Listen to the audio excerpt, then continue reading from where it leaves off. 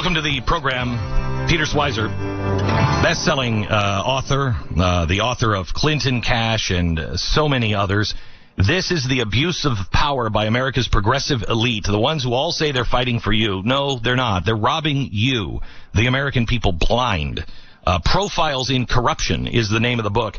Peter, let's start with Joe Biden. I was blown away at, it's not just Hunter Biden, it's the whole family. And the story you tell about Joe Biden's brother is remarkable. Yeah, Glenn, it's great to be with you as always. Yeah, that's right. I mean, we've talked about Hunter Biden before, his deals in Ukraine and China. But what you have in this book are what we call the Biden Five. And these are the five family members who all cashed in during this period when Joe Biden was vice president. One of those is his brother, James Biden. James Biden, got a lot of benefits by his brother being vice president of the United States. If you step back to November of 2010, a guy visits Joe Biden's office in the White House named Kevin Justice. We know this from White House visitors' logs. It's the only visit that he makes to the White House during the entire period. Kevin Justice is from Delaware. He's friends with the Bidens, and he has just set up a company called Hillstone International, which wants to get into the construction business. So he has this meeting in Biden's office. We don't know what was discussed, obviously. 3 weeks later, Hillstone International announces that James Biden, Joe Biden's brother, is the new executive vice president of the company. Now, what's interesting about this, Glenn, is, as we found with Hunter and his deals, James Biden has no experience or background in construction. He's never held a job in it. He's never been involved in it. But that's only the beginning. What happens next, over the next 6 months, is Hillstone International, this new company with Joe Biden's brother as the new executive vice president, starts landing big contracts from the federal government. They get a contract to build 100,000 homes in Iraq. It's part of a $35 billion reconstruction deal in Iraq. Again, this is... So he had no experience, but he's a jack of all trades. Everybody in the family is. No experience on building, but he had to have vast experience on getting the job done overseas in a war zone, though, right? Yeah, right. No experience there either. In fact, when the executives put up his biography on the company website, they described that he had, in their words, a unique ability to deal with government officials, and then noted, of course, who his brother was, the vice president of the United States. But that was the first contract they got. They got a contract to do reconstruction work for the U.S. State Department and others. And again, as always is the problem with this stuff, Glenn, because of the way this corruption is handled, we don't know how much James Biden made. I'm sure he made a lot of money doing this. He's not going to be cheap in this kind of arrangement, but it's the kind of sweetheart deal that you find repeated over and over again with five family members during the time that Joe Biden is president. And Glenn, I've been on your show numerous times. We've talked about corrupt Democrats, corrupt Republicans.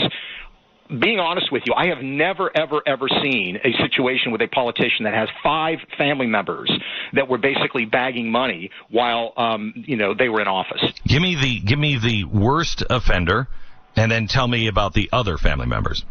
Oh, boy. I mean, worst offender is really hard because there's so many examples. I mean, the Biden chapter in the book is 60-something pages long. But let's go back to Hunter. Hunter, we talked before about Rosemont Seneca, the deals that he had in China, and we've talked about the deal he had in Ukraine.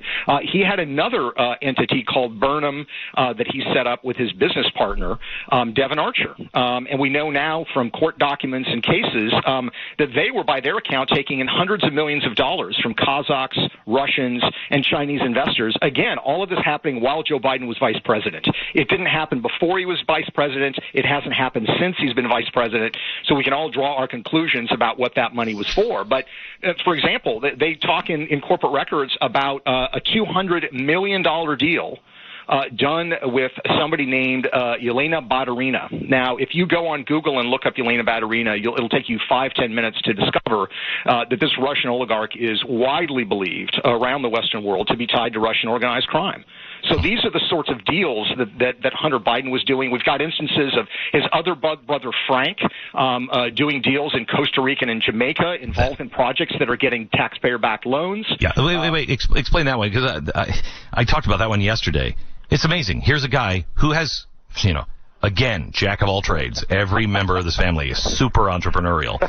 He goes to Costa Rica, and he gets all these government-backed loans to start this, almost like this super rich community, building houses and golf courses and spas and everything else. It's a disaster. And then he decides, you know what? I'm actually an entrepreneur in solar energy. And he gets all these government-backed loans for a solar energy company in Jamaica, which also, how's it doing today? Is it really rocketing to the top now? Yeah, no, you're exactly right. That's the pattern here. Again, these are solar companies or real estate companies that he started after his brother became vice president. In the case of Costa Rica, it's very, very clear. Joe Biden flies down to Costa Rica in the spring of 2009, really the first president or vice president to be in that country since Bill Clinton went 11 years earlier. So this is a big deal to the Costa Ricans. And Joe goes there and talks about bringing all sorts of U.S. government aid, and we're going to help the Costa Ricans and all these things. Well, in the months that follows, his brother Frank is suddenly in Costa Rica, and he's meeting with the president of Costa Rica. He's meeting with the education commissioner. He's meeting with all these government officials. He gets letters of support for this real estate project that he wants to develop. He gets these exclusive agreements with the Costa Rican National Energy Company. And again, this is a guy who has no background in any of this. In Jamaica, you have a solar project that's developed. He sets up a company called Sun Fund Americas that gets the power purchase agreement, and the project is supported with a $47 million Obama-Biden administration taxpayer-backed loan. And again, he has no background in solar energy. So a couple of things. How much of this was known in and around Joe Biden? How much of this would be shocking, actually shocking, to the people in the former administration or anybody on Capitol Hill? How widespread, how well known is this corruption? I don't think it's that well known, and here's why. I mean, one of the things we talk about in the book, in using the words of people around Joe Biden and his family members, the Biden political operation is a very close-run thing. It basically circles around the family and a few other aides. When he ran for president, his sister Valerie Biden was his campaign manager. We actually talk about her in the book as well, Glenn, how she was running Joe Biden's campaign, and she funneled $2.5 million from his campaigns into her own consulting firm.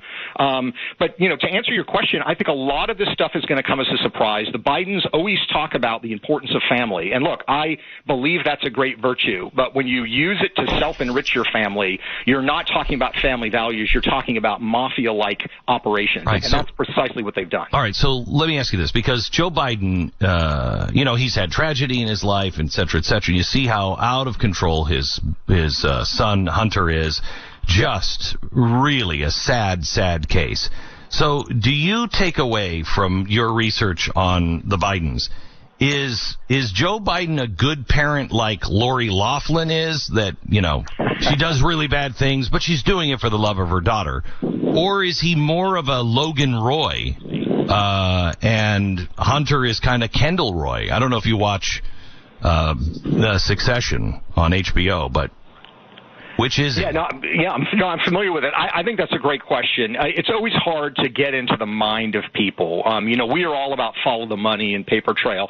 I think that Joe Biden, takes pride in the fact that he is a powerful man. I mean, I'll just give you a small illustration of what I mean. I mean, Joe Biden has said for years that he is the Amtrak senator, and he's just regular Joe, and he gets on Amtrak, and he rides Amtrak, all the time, and it makes him a regular guy, which everybody has heard that story. Well, we looked into this, and we actually found local Delaware press accounts. The other side of that story, yes, Joe Biden did ride Amtrak all the time, but you know what he also did, Glenn? If he was running late, he would call Amtrak and have them hold the train for him. The entire train would be held, commuters be damned, until he arrived. That, to me, is evidence of the fact that this is somebody who enjoys power. He doesn't mind using power, and he believes that, power is something that he deserves to have. He believes he's doing great things for his constituents and for the country. Why not be able to do great things for his family as well by allowing them and helping them to secure all these deals? How much money do you think has passed through the Biden's hands? It's impossible to know. I mean, it's certainly, when you look at all of it, it's in the tens of millions in terms of, I think, actually to them over the course of years. But it could be more than that, and that's part of the problem. So much of this is so murky, and some of it, Glenn, is so intangible. I mean, another story, his daughter Ashley, this case involving his daughter Ashley in June of 2011, Joe Biden ushers these two executives from this new company called Startup Health into the Oval Office to meet with Barack Obama. This company doesn't have a website. They don't even have a business plan. These executives get their picture with Barack Obama. They put that up on the website. And then the next day, they are sort of the hallmarks of this big federal government conference on healthcare data. Now, Startup Health is a investment firm. They want to invest in healthcare companies. That's what they do. So over the next 5 years, Startup Health brings its investors together, brings its partners together, and the sitting vice president of the United States, Joe Biden, goes to these closed sessions and speaks to these audiences and briefs them on what's going on in Obama administration healthcare policy. The chief medical officer for that company is married to Ashley Biden. It's his son-in-law. And he described in the interview he gave in this very obscure trade publication how all of this happened. You know, I was talking to my father-in-law on the phone. I told him about this company. He said, great, come by. I want to introduce you to Barack.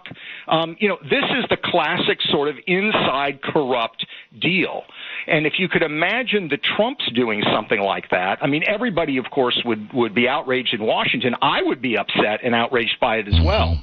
But the Trumps haven't done that. The Bidens have, and yet there seems to be zero curiosity and interest by people in Washington, D.C. for this kind of conduct. Because it seems like many of them are involved in the get-rich-quick schemes that comes with their office, including people like Bernie Sanders. We'll continue our conversation here. Schweizer, I would like to sit down with you and develop a series on this book, because it's remarkable what's going on, and nobody is paying attention to it. And you have taken all of the front runners of the Democratic Party and shown where they are really corrupt and dirty.